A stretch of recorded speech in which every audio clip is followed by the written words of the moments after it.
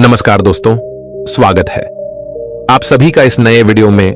दोस्तों, हम सभी को अच्छे इंसान बनने की सीख मिलती है और हम यही सीखते हैं कि बुरे कर्म से बचें और दूसरों का सम्मान करें। लेकिन कई बार हम यह भूल जाते हैं कि कभी कभी हमारी अच्छाई का गलत फायदा भी उठाया जा सकता है। अच्छा इंसान किसे पसंद नहीं आता? बचपन से ही हमें सिखाया जाता है कि अच्छा इंसान बनो, अच्छे कर्म करो, किसी का गलत फायदा ना उठाओ। लेकिन यह सिखाया नहीं जाता कि जब हम पर कुछ लोगों द्वारा अन्याय किया जाता है तो हमें कैसे रहना चाहिए। जब हमारा गलत फायदा उठाया जा रहा हो, क्या तब भी अच्छे बने रहना और हमारा आत्मसम्मान खोना सही है?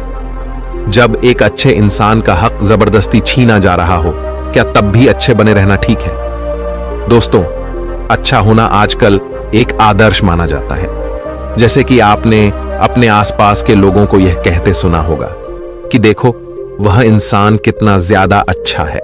लेकिन हम इस बीच यह भूल जाते हैं कि अच्छे होने की भी एक सीमा होना जरूरी है। हमें यह याद रखना चाहिए कि हद से ज्यादा अच्छा होना भी अच्छा नहीं होता। और अगर हम यह भूल जाएंगे तो यह दुनिया हमें यह बार बार याद दिलाएगी और साबित करेगी कि हद से ज्यादा अच्छा होना भी अच्छा नहीं होता। अक्सर आपने यह देखा होगा कि जो जितना अच्छा होता है उसे उतना ही दुख मिलता है। पर ऐसा क्यों? व्यक्ति हमेशा दूसरों की भावनाओं और जरूरतों को अपने आप से अधिक महत्वपूर्ण मानता है और इसी कारण वह खुद को एक कठिन स्थिति में पाता है। अक्सर उसे ऐसा महसूस होता है कि आखिर क्यों उसके किए हुए अच्छे कामों को लोग नजरअंदाज करते हैं और उल्टा उसी का गलत फायदा उठाया जाता है। कभी ज्यादा काम करवाने से लेकर तो कभी उसे बिना कोई महत्व देकर नजरअंदाज करने तक। किसी के लिए हम अच्छा करते हैं तो वहीं से हमें दुख प्राप्त क्यों होता है? आमतौर पर जब कोई आदमी कभी क्रोध कर दे या दुखी होकर किसी को भला बुरा कह दें तो हम उसे बुरा समझने लगते हैं। ऐसा आपके साथ भी हुआ होगा कि आपने कभी ना कभी तंग होकर किसी को कुछ भला बुरा कह दिया होगा और सिर्फ उसी कारण आप लोगों के नजरों में बुरे माने जाने लगे। और जैसे कि कर्म और फल का नियम कहता है, बुरे कर्मों का परिणाम बुरा मिलेगा। आज तक आप यही समझते आए हैं कि सिर्फ बुरे कर्मों का फल बुरा होगा। लेकिन आज की इस कहानी के बाद आप यह समझ जाओगे कि अच्छा इंसान के साथ भी बुरा हो सकता है। जब वह हद से ज्यादा अच्छा बन जाए, उस इंसान को दुख ही मिलेगा, उसका परिणाम भी बुरा ही हो सकता है। तो चलिए आज की इस बोध कहानी के द्वारा हम यह समझेंगे कि ऐसी स्थिति में हमें क्या करना चाहिए और यह भी जान लेंगे कि ज्यादा अच्छा होना अच्छा है या बुरा। तो चलिए शुरू करते हैं। बहुत समय पहले की बात है। एक नगर में एक धनी सेठ रहता था जो बहुत दयालु था। इतना बड़ा व्यापार और बहुत सारा धन होने के बावजूद वह एक भोला और दान करने वाला इंसान था। वह हर किसी की मदद करता था। उसके मन में लोगों के प्रति प्यार और दया की भावना ये थी, वह किसी का भी दुख नहीं देख पाता था। उसके इतने दयालु और भोलेपन की वजह से उसके आसपास के लोग उसकी इसी बात को उसकी कमजोरी समझकर उसका फायदा उठाते थे। कुछ लोग उस सेठ के सामने झूठ मूठ का रोना रोकर उससे पैसे उधार ले जाते थे। सेठ अमीर तो था ही और ऊपर से दयालु भी। जब वह सेठ उन लोगों की दुखी हालत देखता और उनकी परेशानियां सुनता तो उसका मन भर आता। और जब वह लोग उससे कहते हैं कि मुझे थोड़ा धन उधार चाहिए या तुम मेरी मदद करोगे, मैं तुम्हारा यह एहसान कभी नहीं भूलूंगा, तो वह मना नहीं कर पाता। वह सोचकर धन दे देता कि अभी इसका बुरा वक्त चल रहा है, इसको मेरी मदद की जरूरत है, बाद में यह पैसे लौटा देगा। धीरे धीरे वक्त गुजरता गया। लोग उस सेठ के आगे बिना बात का रोना रोते और उसका धन ले जाते और कभी वापस नहीं करते। सेठ भी कभी धन वापस नहीं मांगता था। उसको लगता था कि जब इसका बुरा वक्त गुजर जाएगा तो धन वापस कर देगा। लेकिन कहते हैं ना कि हर सुबह के बाद रात होती है, हर सुख के बाद दुख आता है और दुख के बाद सुख आता है। ठीक उसी तरह उस सेठ के साथ भी हुआ। कुछ सालों बाद उसे पास धन कम होने की वजह से उसके व्यापार में माल भरने के पैसे कम होने लगे और इसके वजह से उसके दुकान पर अब ग्राहक भी कम होने लगे, क्योंकि जो सामान उन ग्राहकों को चाहिए था वह सामान उस व्यापारी के पास खत्म होने लगा था और उस सामान को लाने के लिए अब उसके पास इतना धन भी नहीं था। धीरे धीरे सेठ का धन समाप्त हो गया। एक समय था जब वह सेठ अपने नगर के अमीर लोगों में आता था पर आज उसके पास पैसे नहीं थे। ऊपर से ढेर सारा कर्ज उसे बाजार से लेना पड़ा। उसे समझ नहीं आ रहा था कि वह क्या करे। उसने महात्मा बुद्ध के बड़े चर्चे सुन रखे थे। उसे ये पता था कि उसके बहुत मित्रों ने उनके पास जाकर अपने जीवन के लिए सही मार्गदर्शन लिए है और वह जो ज्ञान देते हैं वह काफी जिंदगियां सुधार चुका है। उसने निश्चय किया कि अब तथागत गौतम बुद्ध ही उनकी समस्या का हल बताएंगे। यही सोचकर वह अगले दिन गौतम बुद्ध से मिलने निकल पड़ता है। वहां जाकर बुद्ध को प्रणाम करते हैं। फिर सेठ गौतम बुद्ध से कहता है, मुझे मेरी समस्या का निवारण चाहिए। बुद्ध कहते हैं, पूछो, क्या पूछना है। फिर वह उन्हें सारी बातें बताता है कि कैसे वह लोगों की मदद करके अमीर से गरीब हो गया, कैसे उसने बस लोगों की बुरी हालत देखकर अपने व्यापार के पैसे उन्हें मदद करने के लिए दे दिए और आज वह खुद जरूरतमंद हो गया है। गौतम बुद्ध उसकी सारी बातें ध्यान से सुनते हैं और कहते हैं कि तुम बहुत ही ज्यादा सीधे और दयालु हो। जरूरत से ज्यादा सीधा होना भी हमारे लिए मुसीबत पैदा कर सकता है। आगे बुद्ध कहते हैं, तुम लोगों की मदद इसलिए करते थे ताकि वो मुसीबत से बाहर निकल सके, लेकिन लोगों ने इसका फायदा उठाया और तुम्हें ठगने का काम करते रहे बाय। उस सेठ ने कहा, आप बिल्कुल सही कह रहे हैं बुद्ध। मेरे दुखों का कारण मेरा ज्यादा सीधा होना, सरल होना और दयावान होना ही लग रहा है। लेकिन मैं अब क्या करूं? मुझे रास्ता बताइए। क्या मैं बुरा बन जाऊं, दया निकालकर फेंक दूं, निर्दयी हो जाऊं? क्या अच्छाई करने की कोई कीमत नहीं? इस दुनिया में क्या मदद करने से या किसी का भला करने से बस यही परिणाम मिलता है? बुद्ध कहते हैं, नहीं, तुम्हें यह सब नहीं करना है। कई बार तुमने देखा होगा कि जो व्यक्ति ज्यादा अच्छा होता है उसे उतना ही ज्यादा दुख मिलता है। इसका सीधा कारण है कि वह अपने अधिकारों को सामने वाले की इच्छाओं से कम दर्जा देता है और फिर उसे जब भी आपसी अनबन होती है तो उसे अधिक तकलीफ होती है। लेकिन उसी के विपरीत हमें हमेशा यह भी नहीं सोचना चाहिए कि हमारा अच्छा ई और भला करना बेकार है या यह बस हमारी कमजोरी है। हमें अच्छा इसे हाथ कभी नहीं छोड़ना चाहिए। हमें बस यह सीखना है कि कभी कभी हमें भी अपनी बात रखने का अधिकार है और हमें अपने अधिकारों की रक्षा करनी चाहिए। इसलिए हमें अच्छे इंसान बने रहने के साथ साथ अपने अधिकारों की रक्षा करना भी सीखना होगा। अगर हमें गलत तरीके से नुकसान हो रहा है, कोई हमारा गलत फायदा उठा रहा है, तो हमें उसका सामना करने के लिए सही तरीके से खड़े होना जरूरी है। यही एक सच्चे और अच्छे इंसान की पहचान और शख्सियत होती है। वह आदमी कहता है, बुद्ध, मुझे थोड़ा थोड़ा समझ आ रहा है, लेकिन अभी भी मैं पूरी तरह नहीं समझा। इस पर बुद्ध कहते हैं, चलो मैं तुम्हें एक कहानी सुनाता हूं, उसके बाद तुम्हें समझ आ जाएगा कि तुम्हें क्या करना है और क्या नहीं करना है। बहुत समय पहले की बात है। एक जंगल में एक भेड़ रहती थी। उस भेड़ ने एक को जन्म दिया। वह मेमना बहुत ही सुंदर था। उसके शरीर पर बहुत ही चमकदार घने बाल थे। वह बहुत ही सुंदर लगता था। भेड़ भी अपने से बहुत प्रेम करती थी और उसका बहुत अच्छे से देखभाल भी करती थी। भेड़ अपने बेटे को अच्छी अच्छी बातें सिखाती, उसे अच्छे संस्कार देती। उस भेड़ की इच्छा थी कि उसका बेटा बड़ा होकर खूब नाम रोशन करे। लेकिन भेड़ के ज्यादा लाड़ प्यार के कारण मेमना बिगड़ता जा रहा था। उसकी मां उसे अच्छी शिक्षा देती थी, उसे अच्छे से रखती थी, दिन रात उसका पूरा ख्याल रखती थी। लेकिन मेमना दिन प्रतिदिन शैतान और व्यापार में माल भरने के पैसे कम होने लगे और इसके वजह से उसके दुकान पर अब ग्राहक भी कम होने लगे, क्योंकि जो सामान उन ग्राहकों को चाहिए था वह सामान उस व्यापारी के पास खत्म होने लगा था और उस सामान को लाने के लिए अब उसके पास इतना धन भी नहीं था। धीरे धीरे सेठ का धन समाप्त हो गया। एक समय था जब वह सेठ अपने नगर के अमीर लोगों में आता था, पर आज उसके पास पैसे नहीं थे। ऊपर से ढेर सारा कर्ज उसे बाजार से लेना पड़ा। उसे समझ नहीं आ रहा था कि वह क्या करे। उसने महात्मा बुद्ध के बड़े चर्चे सुन रखे थे। उसे ये पता था कि उसके बहुत मित्रों ने उनके पास जाकर अपने जीवन के लिए सही मार्गदर्शन लिए है और वह जो ज्ञान देते हैं वह काफी जिंदगियां सुधार चुका है। उसने निश्चय किया कि अब तथागत गौतम बुद्ध ही उनकी समस्या का हल बताएंगे। यही सोचकर वह अगले दिन गौतम बुद्ध से मिलने निकल पड़ता है। वहां जाकर बुद्ध को प्रणाम करते हैं। फिर सेठ गौतम बुद्ध से कहता है, मुझे मेरी समस्या का निवारण चाहिए। बुद्ध कहते हैं, पूछो, क्या पूछना है। फिर वह उन्हें सारी बातें बताता है कि कैसे वह लोगों की मदद करके अमीर से गरीब हो गया, कैसे उसने बस लोगों की बुरी हालत देखकर अपने व्यापार के पैसे उन्हें मदद करने के लिए दे दिए और आज वह खुद जरूरतमंद हो गया है। गौतम बुद्ध उसकी सारी बातें ध्यान से सुनते हैं और कहते हैं कि तुम बहुत ही ज्यादा सीधे और दयालु हो। जरूरत से ज्यादा सीधा होना भी हमारे लिए मुसीबत पैदा कर सकता है। आगे बुद्ध कहते हैं, तुम लोगों की मदद इसलिए करते थे ताकि वो मुसीबत से बाहर निकल सके, लेकिन लोगों ने इसका फायदा उठाया और तुम्हें ठगने का काम करते रहे बाय।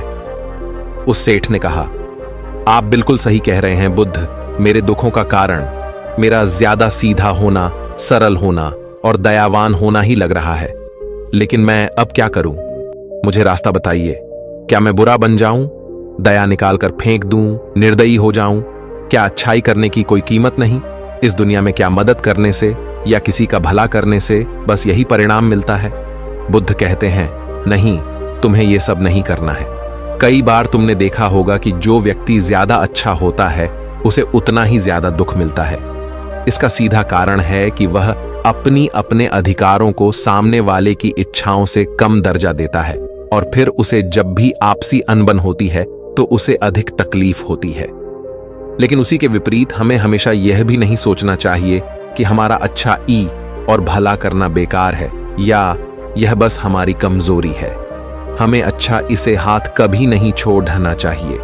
हमें बस यह सीखना है कि कभी कभी हमें भी अपनी बात रखने का अधिकार है और हमें अपने अधिकारों की रक्षा करनी चाहिए। इसलिए हमें अच्छे इंसान बने रहने के साथ साथ अपने अधिकारों की रक्षा करना भी सीखना होगा। अगर हमें गलत तरीके से नुकसान हो रहा है, कोई हमारा गलत फायदा उठा रहा है, तो हमें उसका सामना करने के लिए सही तरीके से खड़े होना जरूरी है। यही एक सच्चे और अच्छे इंसान की पहचान और शख्सियत होती है। वह आदमी कहता है, बुद्ध, मुझे थोड़ा थोड़ा समझ आ रहा है, लेकिन अभी भी मैं पूरी तरह नहीं समझा। इस पर बुद्ध कहते हैं, चलो मैं तुम्हें एक कहानी सुनाता हूं, उसके बाद तुम्हें समझ आ जाएगा कि तुम्हें क्या करना है और क्या नहीं करना है। बहुत समय पहले की बात है। एक जंगल में एक भेड़ रहती थी। उस भेड़ ने एक को जन्म दिया। वह मेमना बहुत ही सुंदर था। उसके शरीर पर बहुत ही चमकदार घने बाल थे। वह बहुत ही सुंदर लगता था। भेड़ भी अपने से बहुत प्रेम करती थी और उसका बहुत अच्छे से देखभाल भी करती थी। भेड़ अपने बेटे को अच्छी अच्छी बातें सिखाती, उसे अच्छे संस्कार देती। उस भेड़ की इच्छा थी कि उसका बेटा बड़ा होकर खूब नाम रोशन करे। लेकिन भेड़ के ज्यादा लाड़ प्यार के कारण मेमना बिगड़ता जा रहा था।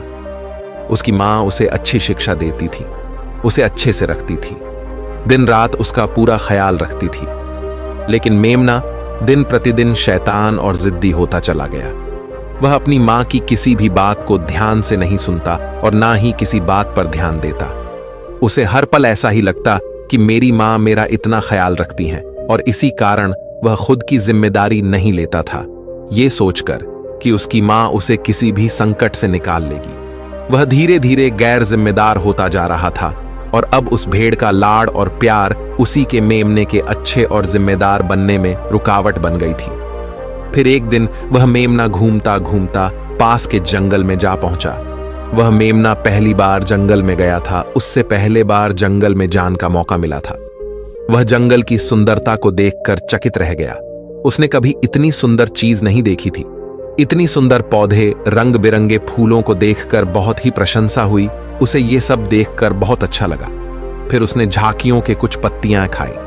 जैसे ही उसने पेट भरने के लिए पेड़ों की पत्तियां खाई, उसको वह पत्तियां बहुत ही स्वादिष्ट लगी।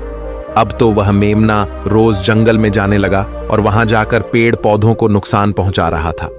उसने उनकी पत्तियां तोड़ी, उनके फूलों को नोचा, फूलों को खाया और कुछ को तोड़कर जमीन पर डाल दिया।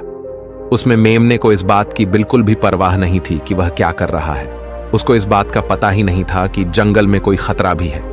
वो तो मस्तमौला होकर जंगल में उछल कूद कर रहा था और पौधों को खूब से नुकसान पहुंचा रहा था। लेकिन जब उस मेमने की मां को यानी उस भेड़ को इस बारे में पता चला कि मेमना हर रोज जंगल जाता है, तो वह घबरा गई और मेमने को अपने पास बुलाकर समझाने लगी कि तुम जंगल में मत जाओ, वहां पर बहुत सारे को जानवर है, तुम्हारे ऊपर हमला कर देंगे, तुम्हें खा जाएंगे। लेकिन मां की बात का उस पर कोई असर नहीं हुआ, बल्कि वह मेमना अपने माता से कहने लगा कि मां, जो भी मेरे सामने आएगा वह मुझसे जमकर मार खाएगा, फिर वह बहुत पछताएगा। इसके बाद मेमना फिर से जंगल की तरफ भाग गया। उसे अपनी माता की कही बातें झूठी लगने लगी। हर रोज की तरह उस दिन भी वह उछल कूद करने लगा और पेड़ पौधों की पत्तियां तोड़ने लगा। कभी फूलों को तोड़ता, कभी पेड़ों को खूब नुकसान पहुंचाता। लेकिन उस दिन उस जंगल में एक शेर पहुंचा। वह शेर बहुत ही ताकतवर था, लेकिन ताकतवर होने के साथ वह दयालु भी था। उस शेर का मानना था कि कमजोर प्राणियों को नुकसान पहुंचाना ठीक नहीं है। शक्तिशाली होने का मतलब यह नहीं है कि मैं किसी कमजोर प्राणी पर शक्ति का प्रयोग करूं। वह शेर उस जंगल में घूमने लगा। घूमते घूमते है वहां पर पहुंचा जहां पर वह नासमझ मेमना शैतानी कर रहा था। शेर ने उस मेमने को देखकर आश्चर्य में पड़ गया। शेर ने सोचा कि इस मेमने को किसी खूंखार जानवर का डर क्यों नहीं है। ये कैसे पेड़ पौधों की पत्तियां बिना काम के ही नोच रहा है। ये इनको खत्म कर रहा है और उन पत्तियों को खाकम बल्कि बिगाड़ ज्यादा रहा है। उसके बाद वह शेर कुछ देर तक चुपचाप खड़ा होकर उसको देखा रहा और शेर सोचता है कि मेमना कुछ ही देर में मुझे देखकर यहां से भाग जाएगा और उसके डर के भाग जाने से मुझे बल का प्रयोग नहीं करना पड़ेगा। लेकिन ऐसा नहीं हुआ। शेर बहुत देर तक खड़ा रहा और वहीं इंतजार करने लगा कि मेमना यहां से कब जाएगा। लेकिन मेमना तो भोजन करने में व्यस्त था। उसे शेर का कोई ख्याल नहीं था। मजे से पेड़ पौधे की पत्तियां नोच रहा था, उन्हें खा रहा था, सब कुछ बेकार कर रहा था। जब शेर ने देखा कि मेमना उसे देखने के बाद भी वहां से नहीं जा रहा, तो खुद वह मेमने के पास जाता है और वहां जाकर बोला, सुनो बच्चे, इस जंगल में फूल पत्तियों को नुकसान पहुंचा रहे हो। उन्हें जितना जरूरी है तुम्हारे भोजन के लिए बस उतने ही तोड़ो। तुम बहुत फूल पत्तियां यूं ही नष्ट कर रहे हो। अगर तुम इन पेड़ पौधों को, इन फूल पत्तियां को नुकसान पहुंचाओगे तो तुम अच्छे बच्चे कैसे बनोगे। अच्छे बच्चे कभी भी इस तरह जंगल में आकर पेड़ पौधों को नुकसान नहीं पहुंचाने लगते हैं। तुम्हारी मां ने तुम्हें अच्छा बच्चा नहीं बनाया। शेर की बातें सुनकर वो घमंड से बोलता है, तुम्हें अच्छे बच्चे बने रहना है, तुम बने रहो। मैं तो जैसा हूं वैसा ही ठीक हूं, मैं वैसे ही रहूंगा जैसे मुझे रहना है। शेर हैरान हो जाता है, लेकिन फिर शेर उसे मेमने को बच्चा समझकर माफ कर देता है, क्योंकि शेर नहीं चाहता था उसे बच्चे पर हमला करना पड़े। तुम खतरनाक तो कहीं से नजर नहीं आते, चले जाओ यहां से। बड़े आए खतरनाक, तुम मेरा दिमाग ज्यादा खराब मत करो। चले जाओ यहां से, अपना रास्ता नाप लो और मुझे इन फूल पत्तियों को खाने दो। ये कहकर वह घमंडी मेमना पत्तियां खाता हुआ आगे चला गया और शेर उसे बस हैरानी से देखता रह गया। तभी वहां पास में ही झांकियों के पीछे एक लोमड़ी छुपी हुई थी। वह लोमड़ी शेर और मेमने की सारी बातें सुन रही थी। उस लोमड़ी को शेर राजा की इस तरह बेइज्जती बर्दाश्त नहीं हुई, तो वहां से झाड़ियों से निकलकर शेर के पास आ पहुंची और शेर के पास आकर बोली, क्षमा कीजिएगा महाराज, आप तो इस जंगल के महाराज हैं, इतने बलशाली हैं, आप चाहें तो इसमें को 2 मिनट में मजा छका सकते हैं और उसे आपका अपमान करने से रोक सकते थे, फिर आपने कुछ भी क्यों नहीं किया। इस पर शेर ने कहा, मैंने उस बच्चे का भला सोचा, मुझे ऐसे ही किसी बच्चे को अपनी ताकत का शिकार नहीं बनाना था। यह सब सुनकर लोमड़ी बोली, महाराज, लेकिन आपके इतने सीधेपन और दयावान होने के कारण ही उस मेमने की हिम्मत बढ़ ही गई है। वह आपके सीधेपन का गलत फायदा उठा रहा है और जंगल में इधर उधर घूम रहा है और पेड़ पौधों को नुकसान पहुंचा रहा है। मुझे पता है कि कमजोर प्राणी पर हमला नहीं करना चाहिए, यह बहुत बुरी बात है, और यह भी दया करना एक अच्छा गुण है, लेकिन शासन में कभी कभी भय दिखाना भी जरूरी है। आपकी यह बात सही है कि प्रजा के साथ दयालुता का व्यवहार करना चाहिए, लेकिन इसके साथ साथ यह भी जरूरी है कि उनके मन में राजा के प्रति डर भी हो, ताकि वह इस तरह के अपराध ना करे, कोई मर्यादा ना तोड़े। लोमड़ी की बात सुनकर जंगल का राजा शेर लोमड़ी से कहता है, क्या ऐसा हो सकता है कि मेमने को भय दिखाकर हम उसे काबू में कर सके, जिससे कि उसमें सुधार आए और उस मेमने को किसी तरह का नुकसान भी न पहुंचे, जिससे कि वह जंगल के पेड़ पौधों को कोई नुकसान न पहुंचाए। फिर शेर कहता है, लोमड़ी, क्या तुम ऐसा कर सकती हो। शेर के बात सुनकर लोमड़ी कहती है, जी हां महाराज, बिल्कुल मैं ऐसा कर सकती हूं कि वह डर भी जाए, सुधर भी जाए और उसे कोई नुकसान भी ना हो। उसे इतना डरा दूंगी कि वह जंगल में कभी दोबारा घुसने की हिम्मत नहीं करेगा। मैं उसे इस तरह डराऊंगी कि उसके मन में भय बैठ जाएगा, फिर वह जंगल के पेड़ पौधों को भी नुकसान नहीं पहुंचाएगा और साथ ही साथ मैं उसको कोई भी नुकसान नहीं पहुंचने दूंगी। फिर लोमड़ी कहती है कि उसकी मां तो उसे कभी सुधार नहीं पाई, लेकिन मैं उसे जरूर सुधार दूंगी। लोमड़ी की बातें सुनकर शेर ने बोला, अच्छा ठीक है, तुम कोशिश करके देखो, अगर तुम्हें इसमें सफलता मिल जाती है तो मैं तुम्हें जंगल के सभी जानवरों के सामने इनाम दूंगा। शेर की बातें सुनकर लोमड़ी बहुत खुश हुई। वह तुरंत मेमने के पास गई और उस पर गरज पड़ी। इससे पहले कि वह मेमना वहां से भाग पाता, उससे पहले ही लोमड़ी ने मेमने को जमीन पर पटक दिया और उसे अपने मजबूत पंजों से दबोच लिया। मेमने को दबोचने के बाद लोमड़ी मेमने से बोली कि बोल, तुझे मार दिया जाए या छोड़ दिया जाए? तुमने इस जंगल के पेड़ पौधे, यहाँ के फूल और कमजोर प्राणियों के साथ भी तो यही किया है। मेरे ख्याल में मार ही देना चाहिए। लोमड़ी की बातें सुनकर मेमना डर के मारे थर थर कांपने लगा। फिर वह लोमड़ी से बोलने लगा, मुझे माफ कर दो, मुझे छोड़ दो, मुझे यहां से जाने दो। मैं कभी भी जंगल की तरफ नहीं आऊंगा, ना ही कभी पेड़ पौधों को कोई नुकसान पहुंचा दूंगा, और अब मैं कभी कोई गलती नहीं करूंगा। तब लोमड़ी ने मेमने की पकड़ ढीली की। जैसे ही मेमने की पकड़ ढीली हुई, वह जोर जोर से भागने लगा। वह गिरता उठाता भागता हुआ अपनी मां के पास जा पहुंचा। उधर लोमड़ी शेर के पास गई और सर झुकाकर बोली, देखा महाराज, ताकत के साथ दिमाग का प्रयोग करना भी बहुत जरूरी होता है, तभी लोग हमारा सम्मान करते हैं, तभी हमारी अच्छाई का गलत फायदा नहीं उठाया जाएगा। लोमड़ी की बात सुनकर शेर लोमड़ी की योग्यता से प्रभावित हुआ। उसने लोमड़ी को सारे जानवरों के सामने इनाम दिया। उधर वह मेमना घबराए हुए अपनी मां के पास पहुंचा और अपनी मां से आकर लिपट गया और मां से क्षमा मांगने लगा। मां, मुझे क्षमा कर दो, मैंने आपकी बात कभी नहीं मानी। आप मुझे हमेशा सही कहती थी कि जंगल में बहुत खतरनाक जानवर रहते हैं। आज के बाद मैं कभी भी उसे जंगल में नहीं जाऊंगा। फिर बुद्ध उस व्यापारी को कहते हैं, देखा बेटा, इतने अच्छे मत बनो कि लोग तुम्हें खा जाएं, और ना ही इतने कड़वे बनो कि लोग तुम्हें खाए ही नहीं। जरूरत से ज्यादा अच्छा बनना इंसान को दुहक देगा। लोग उसका सम्मान नहीं करेंगे बल्कि उसे पागल समझेंगे। गौतम बुद्ध सेठ से कहते हैं, अगर शेर भी अच्छा बनने का दिखावा करेगा या फिर अच्छा बनकर रहेगा तो लोग उससे डरने की बजाय उसे पागल समझेंगे। सेठ को समझते हुए बुद्ध बोले, अगर हम ज्यादा अच्छे बनकर पेश आते हैं तो लोग हमारी अच्छाई का फायदा उठाने लगता है। तुम लोगों के लिए भले उनकी मदद करते हो, वही लोग भोले बनकर तुम्हें ठगने की कोशिश करेंगे।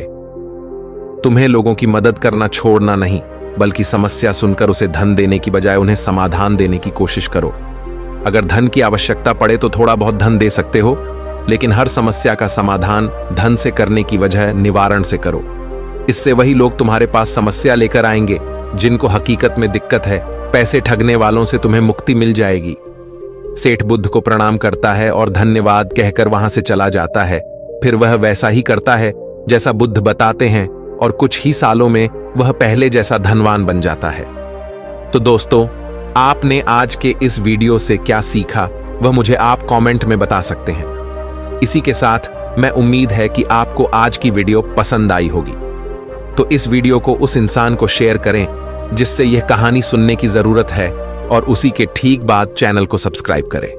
तो चलिए फिर मिलते हैं ऐसी एक और नई वीडियो में एक नए मैसेज के साथ। तब तक के लिए अपना ख्याल रखें। धन्यवाद और नमोह बुद्धाय।